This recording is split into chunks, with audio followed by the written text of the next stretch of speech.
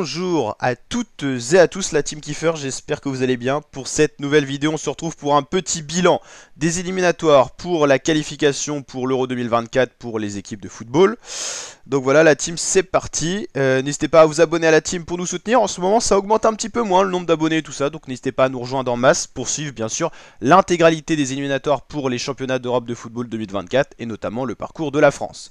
Bilan complet, c'est parti. Pour le groupe A, on a l'Écosse qui est en tête du groupe. C'est un petit peu une surprise. 15 points de prix, 5 matchs, 5 victoires. Les Écossais ont fait un sans faute, seulement un but concédé. C'est une belle équipe d'Écosse qu'on retrouve dans cette poule. L'Espagne qui a surpris mais du côté inverse. Bon, après ils ont un match de moins de jouer, c'est vrai, mais dans tous les cas, même en cas de victoire de ce dernier match, ils seraient à 12 points, donc en soi en dessous de l'Écosse. Donc voilà, les Espagnols qui ont un peu déçu. Et bon, après globalement ils ont quand même bien joué, mais on sait que c'est les deux premiers qui sont qualifiés, donc pour l'instant pas de panique du côté espagnol. Mais attention à la Norvège qui a encore la possibilité de prendre et de chipper la place espagnole. La Géorgie un peu en dessous et Chypre voilà, en difficulté, mais c'est pas étonnant, c'est vraiment une petite équipe de foot avec très peu de vivier de joueurs.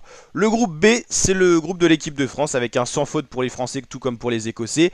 5 matchs gagnés, 0 nul, 0 perdu, 0 but concédé, c'est encore mieux, copie parfaite.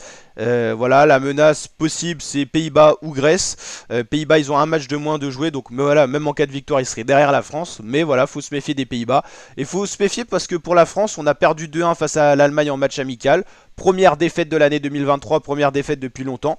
Donc on n'est pas à l'abri d'une mauvaise surprise. Les Bleus souvent c'est des coups de moins bien, des coups de mieux. Donc voilà, à suivre. En tout cas pour les éliminatoires de l'Euro 2024, c'est une copie sans faute. Mais il faudrait continuer comme ça pour se qualifier tranquillement pour l'Euro 2024 et pas se faire peur. En tout cas c'est très bien embarqué. L'Irlande en difficulté 3 points et Gibraltar, voilà, tout comme Chypre, c'est des petites équipes donc qui s'expriment pas forcément dans ce genre de groupe éliminatoire.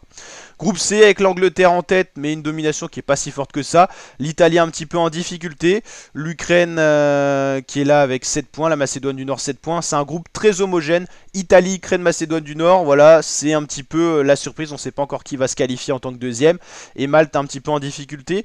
Il y a dû avoir un match récemment. Voilà, Italie-Ukraine. L'Italie a battu l'Ukraine 2-1. Ok.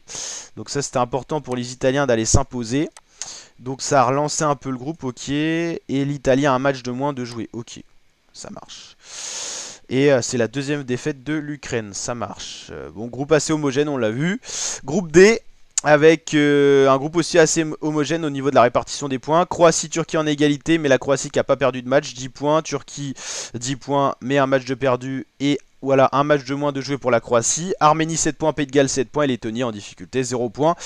Voilà, c'est indécis dans ce groupe et c'est très serré au niveau des points. Hein. Seulement 3 points séparent le premier du quatrième en gros. Donc c'est plutôt homogène. Groupe E, c'est des plus petites équipes. Albanie, Tchéquie, Moldavie, Pologne, île Féroé. La Pologne en difficulté dans ce groupe, c'est un peu la surprise. L'Albanie qui est pour l'instant l'équipe la plus forte, la Tchéquie c'est pas mal, en gros la République tchèque. Moldavie ça joue bien, hein, ça joue mieux que la Pologne quand même. Et les îles Féroé voilà en difficulté mais qui ont quand même pris un point.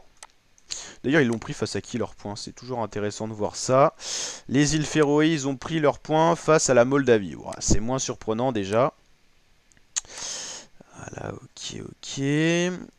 Groupe F avec Belgique-Autriche à égalité, ça c'est une surprise. L'Autriche qui performe plutôt bien dans ce groupe. La Suède en difficulté, 6 points, là ça va être compliqué de revenir. Hein. Je sais même pas si mathématiquement il y a 8 matchs de possible. Donc 6, 7, 8, 3 x 8, 3 x 3, 9. 9 et 6, 15. Ouais, c'est quasiment impossible pour les Suédois d'être qualifiés. Donc Belgique-Autriche sont très bien partis pour être qualifiés. Azerbaïdjan-Estonie en difficulté. Ok.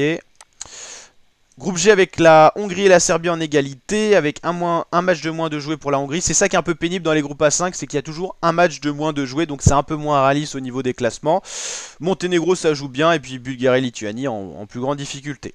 Bah, il y a encore du suspense hein, dans ces éliminatoires et les barrages seront d'autant plus intéressants. Groupe H très homogène avec 4 équipes qui sont très serrées. Slovénie, Danemark, Finlande, Kazakhstan. Le Kazakhstan m'a beaucoup surpris. Par contre l'Irlande du Nord, elle m'a surpris mais dans le mauvais sens. Hein. Tout comme Saint-Marin, c'est en grosse difficulté cette équipe avec une seule victoire. Mais sinon ouais ça reste très ouvert. Hein. Avec 6 matchs de jouer partout, là c'est assez réaliste. Et le Danemark, vous imaginez qu'il y a un point d'écart du Kazakhstan au bout de 6 journées. C'est assez surprenant. Groupe I, là il y a un peu plus d'écart de niveau. 3 équipes survolent un peu ce groupe. Suisse, Roumanie, Israël. Un peu plus loin, Biélorussie, Kosovo, Andorre. Groupe J avec Portugal. Le Portugal, c'est un sans faute. 6 matchs joués, 6 matchs gagnés. Portugal en phase éliminatoire, ils sont très bons. Et puis maintenant, c'est un peu comme l'Angleterre. En phase finale, ils sont un peu moins performants. Quand même plus performants que l'Angleterre. C'est 24 buts marqués pour 0 buts concédés. C'est une copie sans faute. Ils se dirigent tranquillement vers l'Euro 2024. Deuxième, la Slovaquie. Attention au Luxembourg, mais qui a pris cher un 9-0 face au Portugal. Ce qui fait qu'au niveau de la différence de but, la Slovaquie en cas d'égalité est plutôt tranquille. Bosnie en difficulté, Islande aussi et Liechtenstein 0 points. Donc voilà pour ces éliminatoires. Les prochains matchs surviendront en octobre lors de la prochaine trêve internationale où la Ligue 1 et la Ligue 2 s'arrêtera quelques jours pour laisser place au pays. Il y aura des matchs intéressants. Espagne-Écosse important. En cas de match nul ou de victoire de l'Écosse, l'Espagne se mettra en difficulté pour la première place du groupe, voire pour la qualification. Donc ça sera un match important. Albanie-Tchéquie, on sait que c'est important vu de ce groupe serré, c'est le match de la première position. Seuls les 2 premiers de chaque poule sont qualifiés. Voilà, il y a des matchs à suivre. Croatie-Turquie aussi. Il y aura beaucoup de matchs de la première place. Hein. Pays-Bas-France, Autriche-Belgique. Ouais, la prochaine journée, qui sera la journée 7 sur 10, sera très très intéressante. Et puis on se dirigera vers la fin de ces éliminatoires qui se termineront en 2023 en novembre, le 21 novembre exactement. Donc on suivra tout ça sur la chaîne. Donc n'hésitez pas à vous abonner, activer la cloche, liker si ça vous a plu. Le meilleur buteur de ces éliminatoires pour l'instant, c'est le Belge Romelu Lukaku devant Rasmus Højlund et Scott McTominay. Ce qui montre que l'Écosse performe quand même dans ces éliminatoires. Passe décisive du côté de Bruno Fernandes et Denzel Dumfries, on est à 5.